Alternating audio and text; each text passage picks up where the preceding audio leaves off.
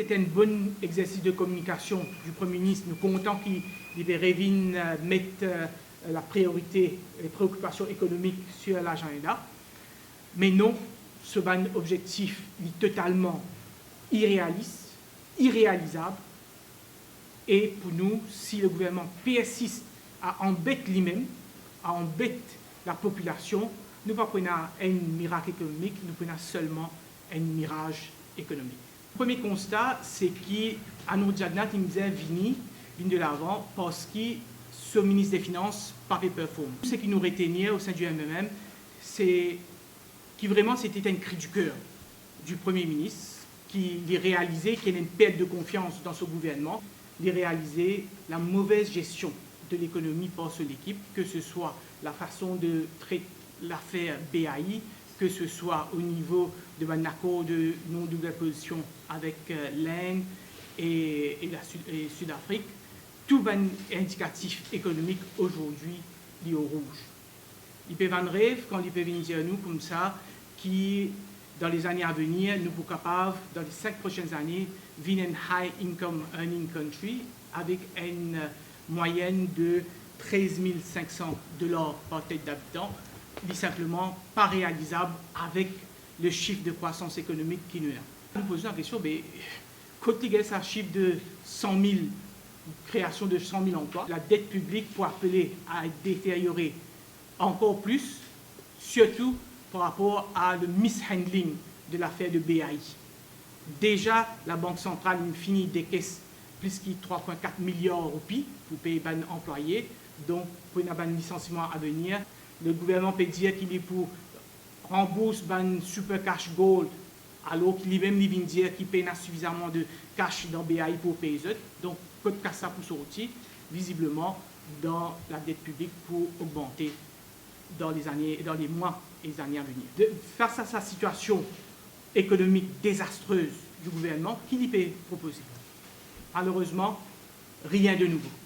Tout ce qu'il peut dire, c'est la même chose qui tient dans ce discours programme, c'est la même chose qui tient dans ce discours budget, et au contraire, il même prend ce qu'il disait dans le budget précédent de Xavier Duval et Travaillis.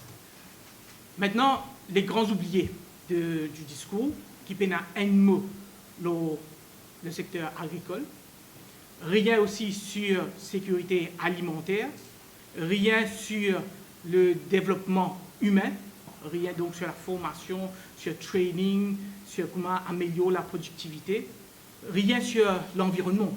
Et je pense que moi, tout le monde est choqué de la vision du gouvernement dans sa film qu'il a projeté là, qu'il donne nous un Maurice avec un jeune de bâtiment, rien sur la perte de pouvoir d'achat.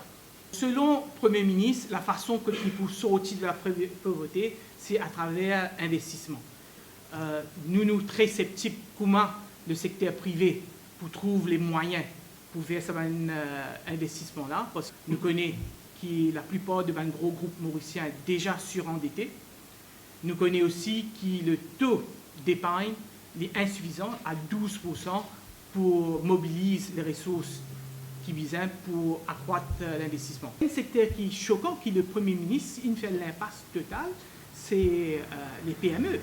Nous vous rappelons dans le budget comment il met beaucoup l'emphase aux PME comme le poumon de l'économie, avec une série de mesures, une banque de PME. Mais rien.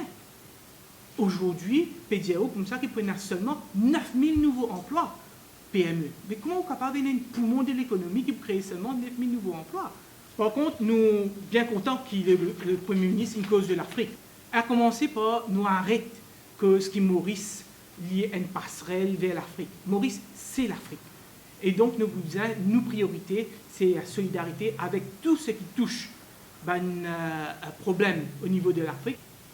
Malheureusement, pas sa politique qui devient une priorité, il n'est pas traduit dans les faits. Depuis qu'il devient Premier ministre, le Premier ministre n'a aucune réunion ou sommet de un pays africain, il n'a même pas participé à la prestation de serment du nouveau chef au Mozambique, alors qu'il nous fait cause natural gas et que le Mozambique a une réserve, il découvert une réserve en gaz. Nous proposons la mise en pied d'une Africa Policy Unit au sein du ministère des Affaires étrangères qui lui peut agir comme coordinateur avec tous les restes ministères pour développer une politique cohésive sur l'Afrique.